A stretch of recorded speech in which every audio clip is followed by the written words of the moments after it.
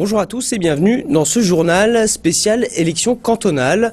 Vous l'avez peut-être suivi en direct hier soir sur notre chaîne. Ce premier tour a surtout été marqué par une abstention record et la montée du Front National. Avec l'inconnu de l'abstention du deuxième tour et du report des voix des électeurs du FN, le suspense reste à son comble pour la présidence du Conseil général qui se joue à un siège. Les principaux enseignements de ce premier tour avec Christophe Rigaud. Le premier tour des élections cantonales dans le Val d'Oise a été marqué par une abstention record, 62,95%, une abstention qui a d'abord profité aux candidats du Front National. Le parti de Marine Le Pen sera présent dimanche prochain dans 5 cantons contre 2 en 2004. 4 duels opposeront le PS au FN à Aubonne, Saint-Ouen-l'Aumône, Gonesse et Sarcelles-Sud-Ouest, le fief du président socialiste du Conseil général Didier Arnal. Le leader de son opposition, l'UVO Arnaud Bazin, soutenu par l'UMP, affrontera aussi un candidat Front National dans son canton de Beaumont-sur-Oise. Avant le deuxième tour, le suspense reste à son comble pour la présidence du Conseil général du Val d'Oise, détenue d'un seul siège par la gauche. Sur de nombreux cantons, les pronostics sont rendus difficiles par les scores importants du Front National, dont on ne connaît pas l'attitude des électeurs pour le second tour. Autre incertitude, le taux de participation le 27 mars. À droite, on parie sur des contextes locaux particuliers pour l'emporter, notamment sur les 2 cantons d'Argenteuil, où les candidats UMP sont arrivés nettement en tête, avec des scores de 32 et 35%. La droite départementale ambitionne de reprendre aussi Franconville et Sannois, où ces candidats sont arrivés légèrement en tête. À gauche, les socialistes et leurs alliés écologistes veulent croire que dans les classiques duels gauche-droite, le contexte national permettra de conserver leurs 12 conseillers généraux sortants et de l'emporter dans les cantons qu'ils convoitent, la vallée du Sauceron, Beauchamp ou Montmorency. À droite comme à gauche, où l'on sait que la clé du deuxième tour se trouve du côté de la participation, l'objectif est maintenant simple, mobiliser son électorat. Et je vous propose d'écouter les premières réactions du président PS du Conseil général, Didier Arnal, et du chef de file de l'opposition, Arnaud Bazin. Ils étaient tous les deux présents hier soir sur notre plateau. Il reste une semaine de campagne qu'on va continuer et qu'il faut absolument, dès demain matin, mobiliser l'électorat et mobiliser les Valdoisiens, les électeurs valdoisiens, pour que dimanche prochain, on confirme ces chiffres du premier tour. En tout cas, ce premier tour donne totalement raison à notre stratégie qui a été, même si elle est incomplètement récompensée, qui a été de miser sur les explications, le local, dire aux électeurs en quoi cette élection les concerne dans leur vie quotidienne, parler des conséquences pour chaque canton, mais également pour le département, des choix qui sont faits par les majorités départementales. Conséquence de la percée du FN, due notamment à cette abstention record dans le Val d'Oise, le candidat UMP de Gonesse n'accédera pas au second tour, qui sera un match PS-FN. Geoffroy Didier avait pourtant tenté de ramener dans le giron républicain les électeurs du Front National, en distribuant un tract qui avait suscité une vive réaction à gauche. C'est un candidat déçu, mais pas abattu, qu'ont rencontré Johan Bensoussan et Roman Delay.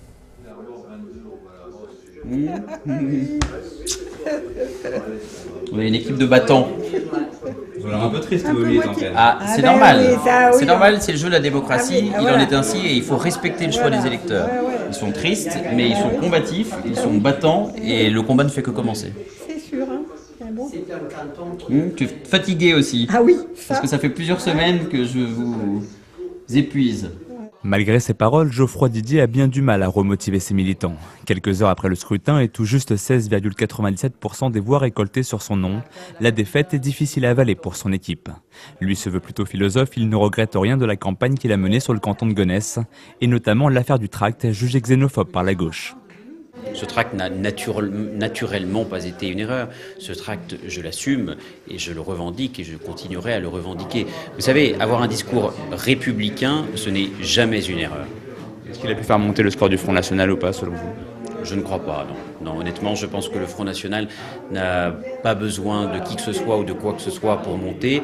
Le Front National est aujourd'hui très élevé, il est encore plus qu'en 2004 sur le canton de Gonesse. Je combats et je continuerai à combattre sur le terrain le Front National.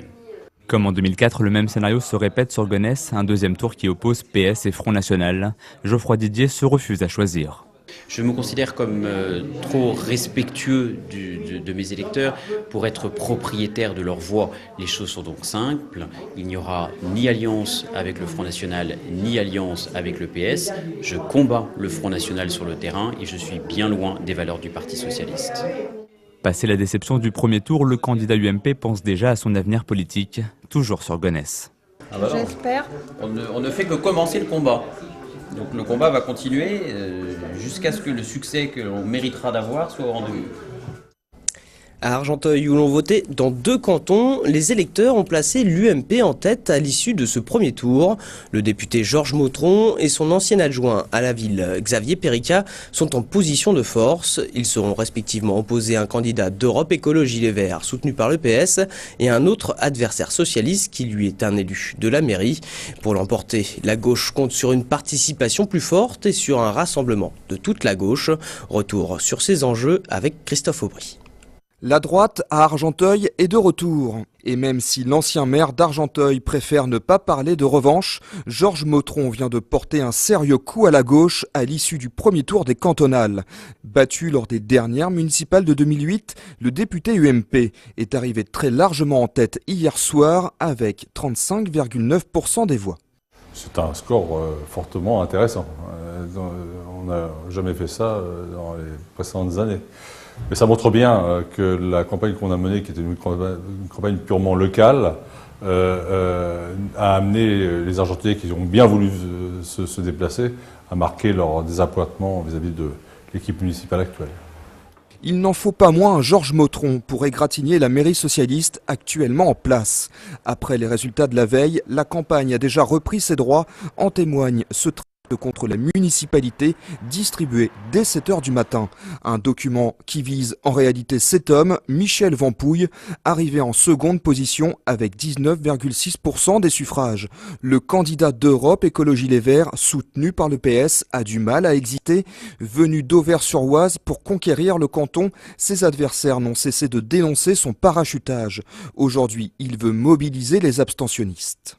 Nous considérons que Georges Mautron a fait le plein de ses voix et que nous pouvons d'une part faire voter beaucoup d'électeurs qui ont hésité à voter au premier tour en se disant que, vu le nombre de candidats, ils allaient dans le fond attendre le deuxième tour pour savoir, pour se déplacer, pour voter.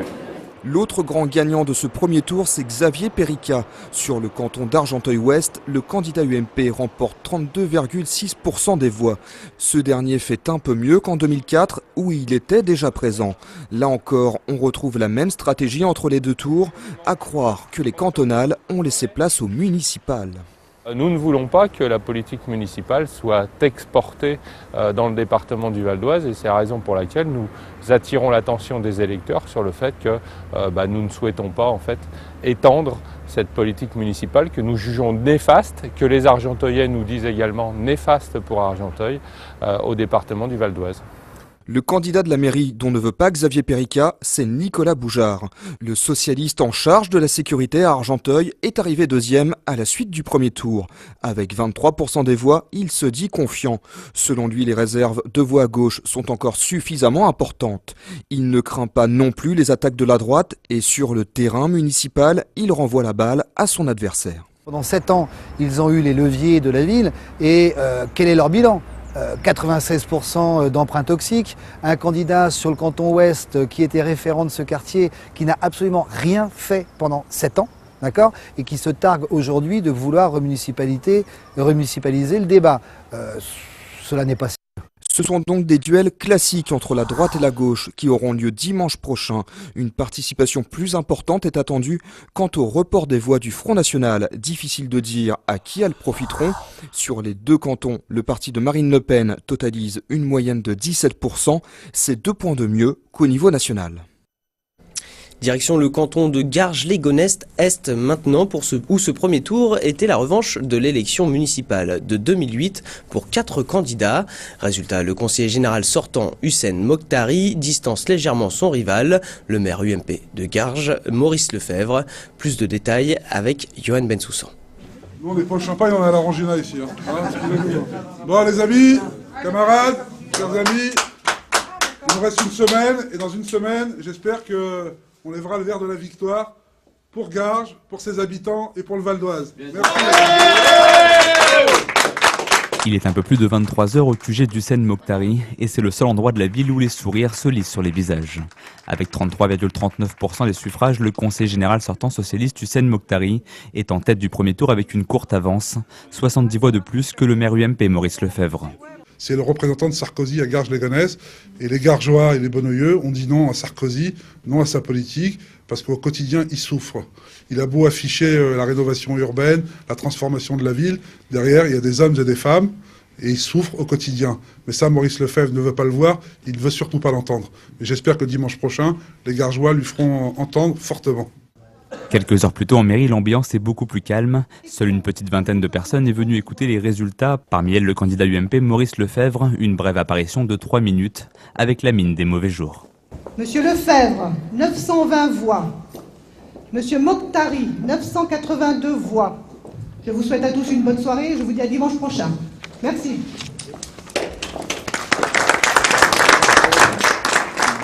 Le candidat n'a pas souhaité s'exprimer devant notre caméra. Sa seule réaction, c'est à un militant qui la confie. On aurait pu mieux faire. Ouais. Voilà. Vous avez vu, vous avez la clé. Hein. On aurait pu mieux faire. Mais c'est un tour. On n'a jamais fait une élection cantonale avec si peu de participants, avec un élu au premier tour. Ça se fait pas. Non. Ça se fait pas. Mais on est optimiste, donc pas de problème. Maurice Lefebvre se dit donc confiant avant dimanche prochain, même si parmi les 7 candidats du premier tour, lui ne pourra s'appuyer que sur un hypothétique report des voix du Front National. Face à lui, Hussein Mokhtari devrait pouvoir compter sur le PRG, le Front de Gauche et Europe Écologie Les Verts, un réservoir d'environ 17%. Et parmi ces arbitres du second tour, il y a Yacine Ayari. Le tout récent secrétaire des Verts dans le Val d'Oise a réalisé un score de 7%, honorable selon lui pour un parti qui commence à s'implanter sur Garges. Pour dimanche prochain, le candidat ne cache rien de ses intentions. La politique n'est pas faite sur des choix arbitraires, donc on va y réfléchir, on va analyser la situation départementale, mais bon, bien évidemment, on ne contribuera pas à un siège de plus pour la droite. Sûr de son avantage psychologique, Hussein Mokhtari assure que jusqu'à dimanche prochain, il va continuer le porte-à-porte pour mobiliser les électeurs. Au premier tour, l'abstention a atteint plus de 65% sur les 8 bureaux de vote de la ville. Et en cas de victoire, dimanche prochain, le conseiller général socialiste l'a promis, il passera cette fois au Champagne. Comme prévu à Franconville, ce sera un duel PS-UMP au second tour. D'un côté, le conseiller général sortant socialiste Gérard Sebaoun, de l'autre, l'UMP, Marie-Christine Cavecchi, bras droit du maire Francis Delattre. Retour sur cette soirée électorale dans ce canton où le suspense reste de mise avec Brice Martinelli. Alexandre Simoneau. Avec plus de 22% des suffrages, c'est 8 points de plus pour le Front National comparé aux chiffres de 2004. À Franconville, ce premier tour a été marqué par la poussée du Front National, due à une très faible participation de 34,6%. Le grand vainqueur est l'abstention. Donc vous qui êtes tous des personnalités engagées, je pense que beaucoup d'entre vous, vous allez avoir une semaine très active. Bonne soirée à toutes et à tous. Duel pour le deuxième tour, l'UMP Marie-Christine Cavecchi contre le socialiste Gérard Sebaoun. Avec 33% contre 37% pour son adversaire, le conseiller général compte désormais pour garder son siège sur un report des voix du Front de gauche. Le Front de gauche, je pense qu'il n'y aura pas de difficulté. Je pense que le rassemblement à gauche va se faire sans difficulté. Ensuite, c'est une élection très serrée, mais ça nous le savions. Que Mme Cavecchi, qui a municipalisé la campagne, arrive en tête de très peu. Je pense que c'est pour la droite locale un mauvais score. On va se battre. Des messages de soutien pour une candidate UMP en tête au premier tour. Le report des voix du FN est incertain pour l'UMP, alors Marie-Christine Cavecchi lance un appel tout en retenue à l'électorat frontiste. Je pense que c'est un signe d'inquiétude de la part de ces personnes. Les gens allaient chercher, un électorat allait chercher. un électorat non pas à aller chercher, mais à rassurer quelque part. Ça, je pense que c'est important, parce que je pense que fondamentalement, ce ne sont pas des gens qui votent de cette manière-là d'habitude. Donc ça montre quelque part des inquiétudes dont il faut qu'on tienne compte. Au regard des chiffres de l'abstention et des bons résultats du Front National pour ce premier tour, difficile de donner un pronostic. Ici, à gauche comme à droite, on sait que le suspense est entier pour ce second tour à Franconville. On ne va pas faire chômer. Bon, allez. Et vous pouvez retrouver tous les résultats de ces élections canton par canton sur notre site vonews.fr. Voilà, ce journal se termine. Merci de l'avoir suivi. À demain.